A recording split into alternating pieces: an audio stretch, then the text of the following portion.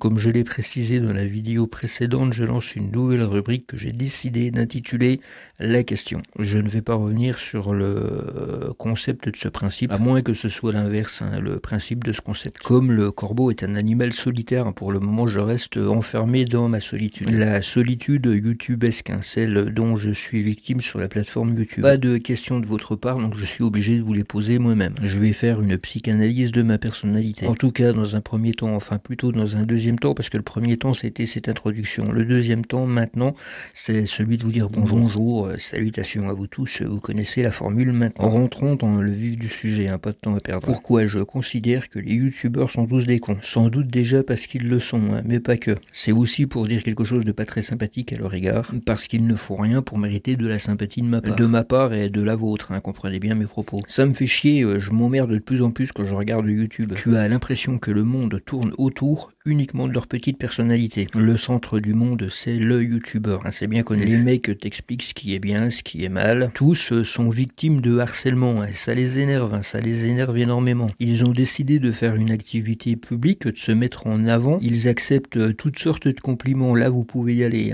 c'est pas la peine de vous priver, vous pouvez y aller. Vous pouvez leur passer la langue sur la rondelle indéfiniment, ça ils apprécient. La langue, ça fait du bien, par contre ils ont un petit peu plus de mal avec les doigts. Si t'arrêtes de leur badigeonner le fion avec ta salive et que tu leur mets un doigt dans le cul, là par contre t'es plus considéré comme leur ami, tu deviens un hater. Tu as le droit de leur dire tout l'amour que tu as pour eux, par contre, inversement, tu peux pas leur montrer ton désamour. Tu émets une critique à leur encontre et les mecs ne comprennent pas. Forcément, si tu critiques, c'est que t'es quelqu'un de mal intentionné. La critique, elle est gratuite, elle est jamais constructive, du moins de leur point de vue. Tu peux leur faire des dons, ton pognon, ils vont l'accepter, là, ils vont surtout pas le refuser. Ça, c'est quelque chose qui les intéresse. Par contre, ton avis, ils en ont strictement rien à secouer. Enfin, ils en ont rien à secouer quand cet avis, il est pas positif. Le monde tourne autour du pognon, il existe que ça, il n'y a plus que ça de valide. La passion du youtubeur, elle est morte et enterrée déjà depuis quelque temps. Si un temps soit peu, elle a déjà existé pour ceux qui sont sur YouTube maintenant. À l'origine peut-être, je suis pas non plus aigri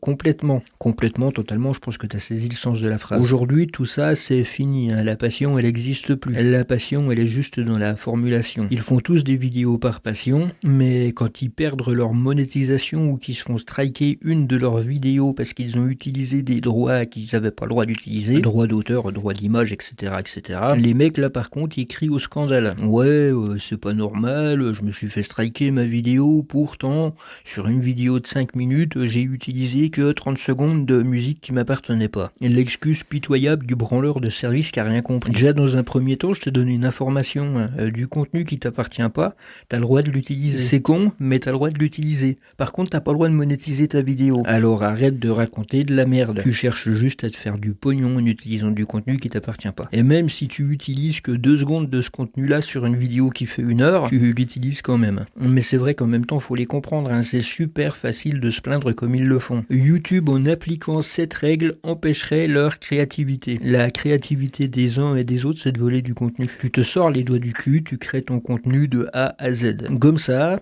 personne aura rien à te reprocher. Tu seras propriétaire de tout ce que tu diffuses. Tout ton contenu t'appartiendra. Je vais faire un petit résumé pour vous expliquer d'une manière un peu différente le fond de ma pensée. Demain, dans la rue, pour X raisons, on va pas chercher les raisons, mais on va juste rentrer un peu dans l'imaginaire. Demain, tu te trouves donc dans la rue et tu décides de faire les poches de la personne qui est devant toi. Tu t'approches d'elle silencieusement, sans faire de bruit, tu y vas doucement et tu lui fais les poches. Déjà dans un premier temps, quelle que soit la raison pour laquelle tu lui fais les poches, ça s'appelle quand même du vol. T'as pas à faire les poches des autres. Mais passons, ça c'est pas le sujet. En fouillant dans les poches de la personne, tu trouves un billet de 50 balles. Ce billet de 50 balles, tu le prends, tu le gardes pour toi et tu vas directement au premier magasin que tu croises. Tu rentres dans ce magasin et ce billet de 50 balles, tu le dépenses. En sortant du magasin, tu te fais interpeller par les flics parce qu'ils t'ont repéré, ils ont vu ton petit manège. À ce moment-là, il se passe quoi? Quelle est l'excuse que tu vas leur donner?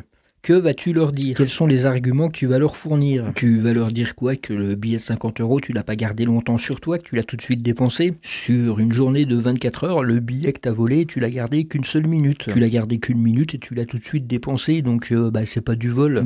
Si, c'est du vol. Là, pour le coup, il n'y a pas de pirouette possible. Ton geste, l'acte que tu as commis, c'est du vol. Sans doute que majoritairement les youtubeurs n'iraient pas voler de l'argent dans la poche de quelqu'un qui croiserait dans la rue. Par contre, voler du contenu qui ne leur appartient pas pour l'ajouter dans leurs vidéos, ça leur pose pas de problème. Cela ne leur pose pas de problème, d'autant plus qu'en plus de commettre un vol, ils vont monétiser leurs vidéos pour en plus en tirer des profits. Il n'y a pas un moment dans leur tête où ils percutent qu'ils sont en train de faire quelque chose qui n'est pas vraiment moral. Non seulement à leurs yeux c'est pas immoral, mais en plus ça devrait être toléré. Je veux dire, quand tu utilises du contenu qui ne t'appartient pas, je veux pas non plus cracher sur cette façon de faire, je suis le premier à le faire moi-même. Les images que j'utilise pour mes vidéos, elles ne m'appartiennent pas, j'en suis pas le propriétaire. J'en suis pas le propriétaire, mais je cherche pas à gagner de l'argent dessus. Et c'est pas la peine de me sortir ta chaîne est trop petite pour être monétisée. Elle est effectivement trop petite pour être monétisée, donc c'est pas la question du jour. De toute manière, sauf mensonge de ma part, je suis quelqu'un qui a un minimum de morale. Si j'utilise du contenu qui ne m'appartient pas, je ne cherche pas à en tirer profit. Mais moi je ne suis pas eux et eux ne sont pas moi. Ils sont bien qui ils veulent de toute manière. La réalité du quotidien, elle leur passe un peu au-dessus de la tête. Ils sont le centre du monde et ils ne comprennent pas pourquoi ce genre de pratique peut être répréhensible. Sur ce, je vais pas m'étendre plus sur le sujet. On a franchi la barre des 6 minutes. Putain, 6 minutes déjà, 6 minutes à raconter n'importe quoi. Enfin non, ce n'est pas n'importe quoi, mais ça reste quand même 6 minutes de passé. 6 minutes c'est énorme, moi j'essaie d'être sur un format très court, des vidéos très courtes. Mais là je crois que j'ai un peu dérapé. Cela fait 2-3 vidéos où je dérape, où je ne respecte pas vraiment les règles que je m'étais fixées. Ces règles sont très simples, faire des vidéos de courte durée. Je m'éloigne aussi du concept original de la chaîne. J'ai envie de pousser une gueulante et d'ouvrir ma gueule. Je veux pas vous faire peur, mais croyez-moi c'est pas prêt de s'arrêter. Enfin, vous aurez bien le temps de voir. Sur ce,